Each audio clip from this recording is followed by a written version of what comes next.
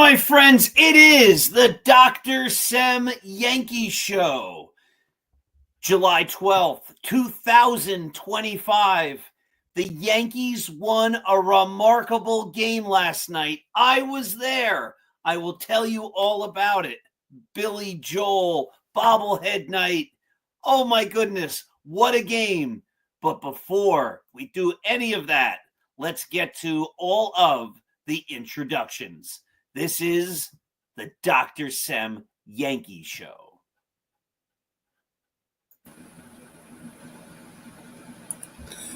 This is a presentation of Northeast Streaming Sports.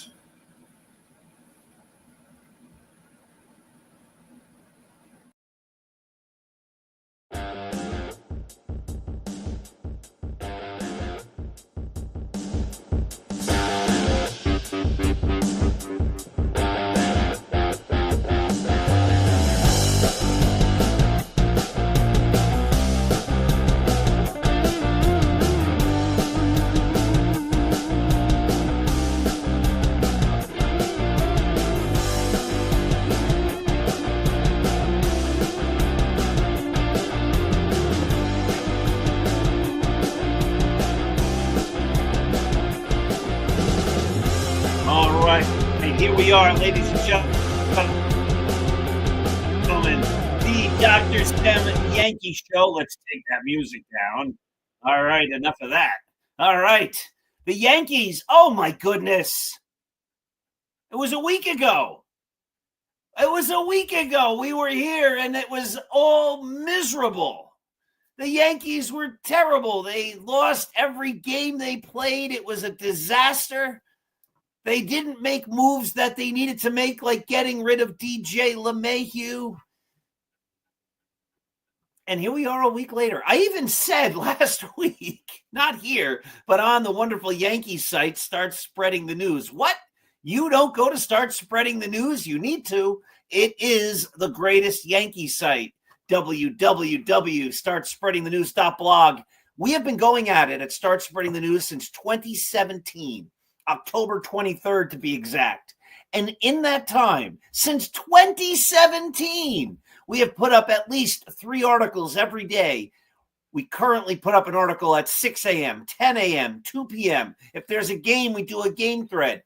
If there's a game after the game, we put up a quick hit telling everybody what happened in the game. That's 5 different posts every day. How much does it cost to read Start Spreading the News? Free. Oh, how many articles do we put behind a paywall? 0.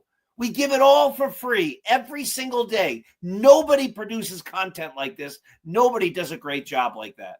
Also, by the way, just to remind you all that we are brought to you here by Artemisia Publishing, a fantastic publisher that has published numerous of my books, including the great Least Among Them, Roy White's From Compton to the Bronx, 365.2 Going the Distance, and the most wonderful novel ever written, Scattering the Ashes. Check out apbooks.net. They have so many wonderful books that you can't even imagine. They have books across every single genre. But let's get to the Yankees. On Start Spreading the News, just last week, I had said, you know what? I'm not going to get angry. I'm not going to get frustrated. I'm going to take the glasses off. I can't see as well, but the reflection, not a big fan. So we'll see what I can do without seeing anything. I might have to put them on if I have to make any changes with graphics. Maybe I'll put them on for the very end so I can actually close the show. But on Start Spreading the News, last week I said, you know what? I'm not going to get upset about the Yankees anymore. I'm just not going to do it. I can't do it. I can't be frustrated always about the team. But let me stop here for a moment. Yes, as a fan, as someone who writes about the Yankees every day, as someone who's been a fan of the Yankees since he was 9 years old in 1977, actually, I guess I started when I was 8 years old because I turned 9 that summer in 1977. Yes, I get frustrated. I want to see the Yankees win, and I want the Yankees to win World Series. But sometimes people say, like, don't lose sleep over the Yankees, or you have to keep it in perspective. And I'm always surprised when they say that, because no, I don't lose sleep over the Yankees. The Yankees could lose every game for a decade, and it wouldn't affect my personal life in any way, shape, or form. As a fan, when I care about the team, when I write about the team, when I watch the games, I'd be frustrated to a point. The fan side of me gets frustrated, but the personal side, like if someone said, watch the Yankees or go out to dinner with your family, I'm going to go out to dinner with my family. If someone said, watch the Yankees or play with your grandchildren, I'm going to play with my grandchildren. If someone said, watch the Yankees or go to the movies with your family or read a book with your family, or it's family game night, or let's just hang out together. Yes, I will always do all that. The Yankees don't take over my personal life. Like everybody, we have to keep this all in perspective. But from the perspective of a fan that cares, in theory, not in theory, but cares as a fan, that part of one's life, I said, I'm done. I'm not, as a fan, I'm not going to be getting frustrated with the Yankees anymore. It's just ridiculous. There's so much wrong with this team. And what do? The moment I'm out, they pull me back in. There's that Godfather 3 reference. Like, just when I thought I was out, they pulled me back in. Yeah, they pulled me in. They've won 6 in a row. And the game tonight, which was Billy Joel bobblehead, what a cool item. We had to make sure we got there early because they only had 18,000 of these babies. It's very cool. As you can see, Billy Joel is at a piano. They played Billy Joel music throughout the night, popular songs, some less popular songs. I will say this, as someone who loves the pastoral side of baseball, Yankee Stadium is pastoral no longer. It is, and I used to have a partial season ticket plan and would go to tons of games. Now I go to 1 or 2 or 3 a year. This was my first this year. It is anything but pastoral. It is a loud confluence of noise, lights, flashing. I might have vertigo right now because of everything that was happening in that stadium. I mean, they didn't let a pitch go by without blasting some song, some sound effect, some noise between every single pitch. In the beginning of the game, it was overwhelming. I think by the end of the game, we got used to it, or maybe because the Yankees won 11-0, nothing mattered anymore. But it was loud. It's obnoxious. It's obnoxiously loud at Yankee Stadium. They need to do a better job. So that part of it, not great. The rest of it, fantastic. The Yankees are on a roll. They keep winning. They basically won this whole week.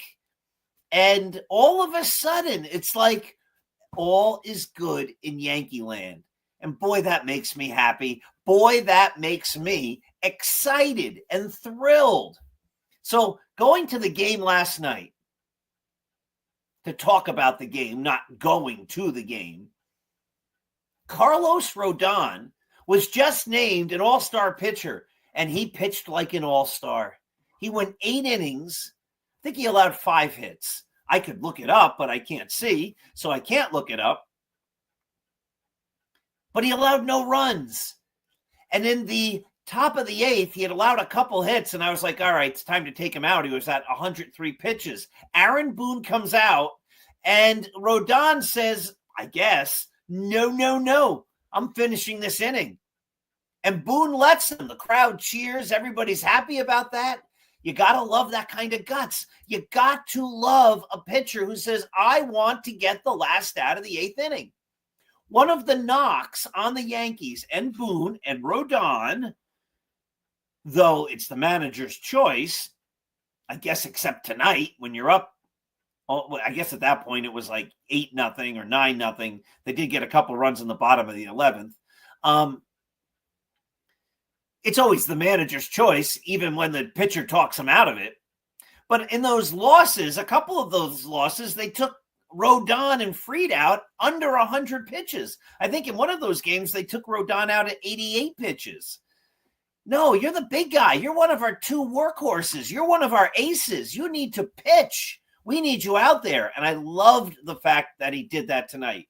Then Kyle Tucker hit a ball to right field that was uncatchable. Absolutely uncatchable. And Aaron Judge made a sliding catch going to his left into the right field corner. It was amazing. But that wasn't the only amazing thing about Judge's catch. Do you know what the most amazing thing about Judge's catch was? It was his third great catch of the day. If you ever had to go to a Yankee game, what a game to go to. You got a Billy Joel bobblehead. You get to see Aaron Judge make not one, not two, but three outstanding defensive plays. He made that great catch to finish the eighth and preserve the shutout. A couple innings earlier, and I don't have a scorecard in front of me, and I can't see. Gotta have fun when you do this, my friends. He, in the same inning, robbed a guy of a home run by leaping over the fence and catching it. That would come back to haunt the Yankees. Not really, but that would come back to haunt. What do you call that? Karma, right? The karma would come back. I'll talk about that in a minute. And then later in that same inning, on a shallow line drive, he came in and dove forward and made the catch. Three great catches by Aaron Judge. That was a delight to see. Anthony Volpe also made a great catch on a line drive, and Jazz Chisholm made a great catch. And you say to yourself, wow. But there's one other great thing that happened in the game. But let me take one step back. That one play that Jazz Chisholm made, DJ LeMahieu would not have made it. A lot of people are saying how sad it is that DJ got released. I get it. No one likes when their career comes to an end if they don't have control over it. And even when they do, like me, I retired from being a principal. That was entirely my decision. I had control. It's still, when you retire, it's a change of life. It's a big deal. And you can feel sad because you're leaving your colleagues, you're leaving the place that you loved working at and all that. But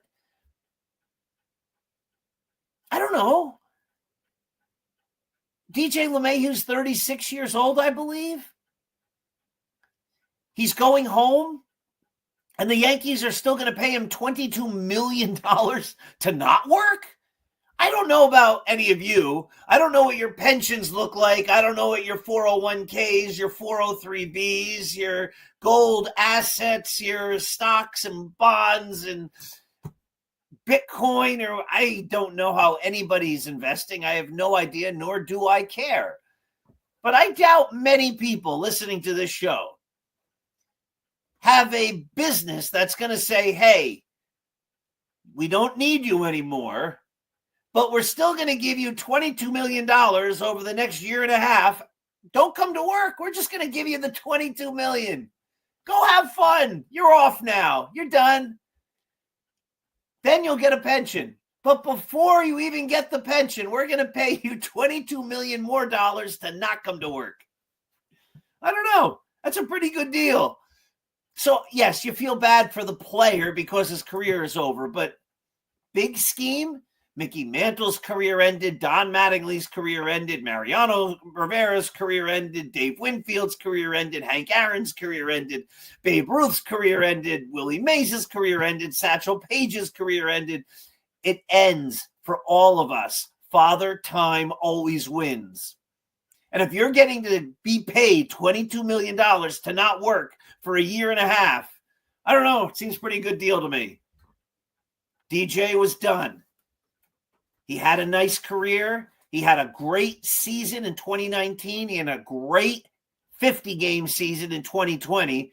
And he turned that into a 6-year, $90 million contract that was not a good deal. He produced only 5.6 WAR over that time. That was not a good deal. And I make mistakes. And when I make mistakes, I live up to them. Like I wanted the Yankees to get Corbin Burns. He might have helped them win a World Series, but long-term, he hasn't been a great pitcher. That would not have been a great long-term contract unless you make the argument that one World Series is worth a bad contract. I don't know if I'd make that argument. I thought Corbin Burns would be great over time. Here's another one. I was thrilled when the Yankees got Giancarlo Stanton. I thought it was brilliant. I would make that trade again. I wouldn't stop getting great players. I'd make that trade, and then the next year I'd get Bryce Harper. That's where the Yankees went wrong. But when I've made mistakes, I live up to them.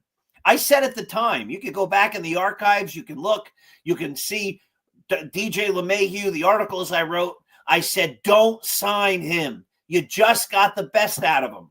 It's only going to go downhill. And it did. And you have to wonder about the cost.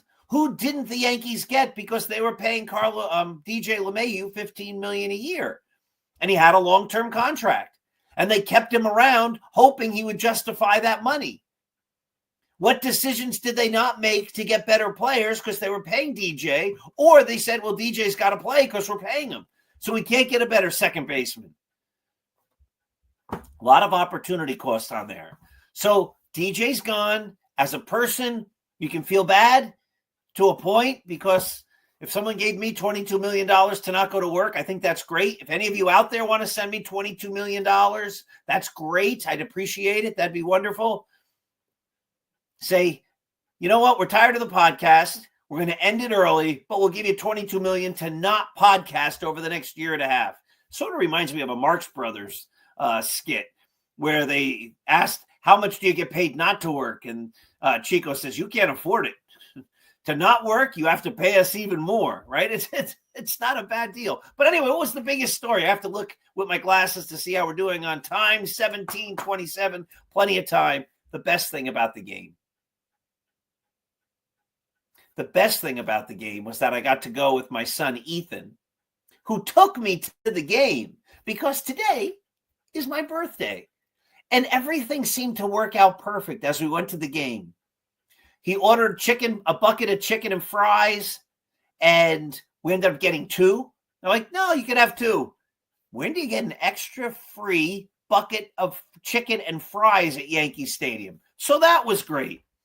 As we're getting ready to go into the stadium, the lines were crazy because everybody wanted the Billy Joel bobblehead. And all of a sudden we get there and this guy goes, oh, we're going to open up a brand new line. We were like, I don't know, 10, 15, 20 people from getting in. So we didn't have to stand on a long line to get in. We got the promotional item that only went to the first 18,000. We got a free extra thing of chicken. The traffic ran smoothly all the way in. We then got a great parking spot in the garage. The lady stopped me, said, do you want to park here?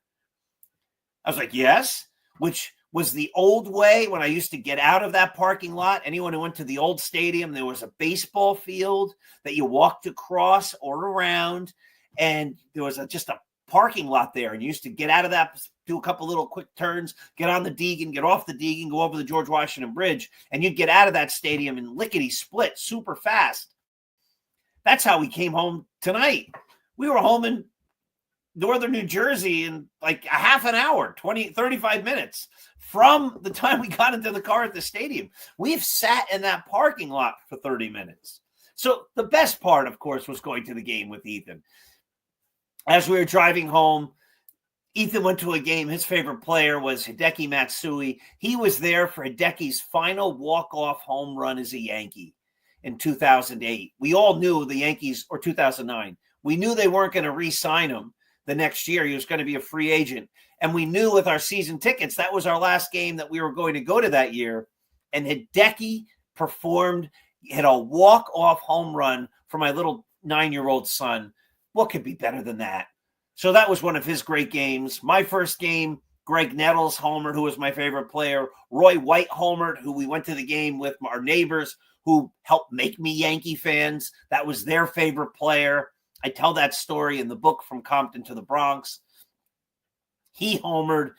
I went to a Yankee Stadium. They beat the Oakland A's. I think it was 11-2, May 17th or May 7th, 1977. A great, great, great game. Yankees crushed the A's. I went to a Yankee game with my dad. It was magical. So that was one of my best games. I was there when they won the playoffs against the Brewers after the strike in 1981. That was amazing. Reggie homered, Oscar Gamble homered. And I was there at that game with my dad, and I was at that game with my dad when in 1996, and the ticket's behind me here on the shelf, when the Yankees won the World Series. I was there. Charlie Hayes catches the pop-up. Woo! I was there. So I've been to a lot of fun and great Yankee games. Those are just a few. But Ethan and I both said this was one of the greatest games we had ever seen, if not the greatest. It was so much fun. So on the field, what was the greatest thing? Cody Bellinger, homers. That's one. Then he comes up his second time. He hits a better home run. That's two. Then he comes up a third time, and it would have been a homer. And I think it was Kyle Tucker, who reached over the fence and robbed him of his third home run. He just missed his third home run, but he gets up one last time, and he hits it. He hits a third home run. Wow. 3 home runs in one game from Cody Bellinger. It was awesome. What a thing to see. The stadium was rocking. The fans were excited. And there's new energy around the Yankees again. Just when I said I'm not going to get excited about them, I'm not going to invest emotionally as a fan in the team anymore because they're just making all sorts of bad mistakes. What happens? They go on a winning streak. They win every game for a week. And now I'm just like, when are they playing again? I can't wait. I want to see the next game. Want to see the next game. Got to see the next game. So all good stuff, all fun. Big Yankee win. Great time with my son. Traffic was easy in. Traffic was easy out. We flew home. We got great giveaway. We had a great opportunity to get into the stadium quickly. We got the free chicken. When do you get free chicken at Yankee Stadium? They didn't know it was my birthday or anything. I was like, no, you get an extra. All right, we'll take it. So awesome. Just awesome. Fun. Fans around us were all respectful. I'll tell you 2 funny things. One, we were sitting in like section 419. We always sit right behind home plate, upper deck. That's where our season tickets were. They were 1 section over or 2 sections over in the 420s. As far back as we could get. I always liked the last row of the upper deck when I had my season tickets because then, especially when my kids were little, they could stand. They wouldn't be blocking anybody. You could move around a little bit. It was a little more spacious because there were other people weren't always next to you and on top of you. And so those were great seats. So when we go, we try to replicate those as best as we can. And it was strange because so many people walked up that area. And we were way back. We maybe 5 rows from the last row. And people get up there and then they'd stop and they'd look and they'd walk and they'd look and then turn around and they go back down. It's happened for the first many innings. People would get up, they'd look at the rows, they'd go into the row, they'd sit down, and then somebody would say you're in the wrong row. And they go, what? I've never seen so many people so confused about where to sit in a stadium. They have big signs. They tell you 419. There's big signs at the back of the section that says 419. The rows are all numbered or lettered, and then the seats are all numbered. This isn't hard. I think we're going to have to make people play Battleship. You know, find the grid. Where's your battleship? Did you hit it? Did you miss it? Because this isn't hard to just go to a section, find a row, and find the seat. But there were so many people so confused. They're sitting on this side. They're sitting on that side. They're in this row. They're getting out of this row. They're going to that row. The other thing that's horrible, and the Yankees really need to do something about this, is before we got in, we got there early, and before we were on that short line, before they let that short line in, I guess we were outside the stadium for about 25 minutes. And the smell of pot, marijuana, or whatever, it's pervasive. It's everywhere. And it's just not welcoming. It stinks. It's horrible. I understand it's legal now. But that doesn't mean you can just let that overtake the entire stadium experience for everybody. If you don't want to partake in it, which I certainly do not, you shouldn't have to smell it. It's interesting because 20 years ago, people were like, oh my God, I don't ever smell secondhand cigarette smoke. And people were outraged about secondhand cigarette smoke. And nobody seems outraged about secondhand pot. If I were the Yankees, I would say it's legal out there, but this is our property. And we want to make this a safe place for all fans, including kids and adults who don't care about that kind of stuff and don't want to smell that kind of stuff. And it's not permitted anywhere on Yankee Stadium grounds. And we're going to have security. And if we find you doing it or we smell it, we're going to kick you out. If we see that you're using it, we're going to kick you out, because this is not a place where people should be smoking pot. If the city allows it in other places, that's the city's business. But the Yankees really ought to just put an end to it. So that was the only negative, is we're standing there and it's just pervasive. It just hangs in the air. And you're just like, ugh, I don't want to be smelling this. But otherwise, a phenomenal game. The Yankees are hot. It's fun again. One last thing, put the glasses on as we wind down this wonderful show. One last thing, the Yankees still have holes. They have some pitching holes. The bullpen's been a tatter. They need a third baseman, though Oswald Peraza is starting to heat up a little bit. He's starting to maybe get comfortable because he knows he's going to play every day. Maybe he could do it. I'd like to see the Yankees make a couple of really smart deals. If I'm Brian Cashman and Hal Steinbrenner, it's time to make smart deals. It's time to go all in and make sure that this team is one that is the favorites to win the World Series. The fans are excited, even me again, very excited about the Yankees. So I didn't begin the show with this. My dear friends, make today a great day. How do you make your day great? You look around, you find the good that's around you, and you appreciate that good. And when you appreciate the good around you, you can't help but have a great day. The next thing you should do is perpetuate that good by sharing it with others. But if you're saying there is no good in this world, everything's horrible, I can't think of anything good, well, you can. You can make good. You can create good. You can do nice things for other people. And then there's good in this world. And then you can appreciate that good, and you can perpetuate that good by spreading it forward. Remember, when we give love, it comes back to us in greater amounts than we ever gave. The same is true for kindness. The same is true for generosity. The same is true for empathy, and so much more. When we do things from the heart, they come back to us. That's not why we do them. Because we do things from the heart because it's the right thing to do, and it makes the world a better place, and it builds others up, and it builds ourselves up. But again, that's not why we do it. But when you do it because it's the right thing to do, it does come back to you. So this has been the Dr. Sem Yankees Show. I thank you all for watching. Have yourselves a wonderful day. I will be back live Monday night with the great E.J. Fagan on the Start Spreading the News Yankee Show. Have yourselves a great night, everybody.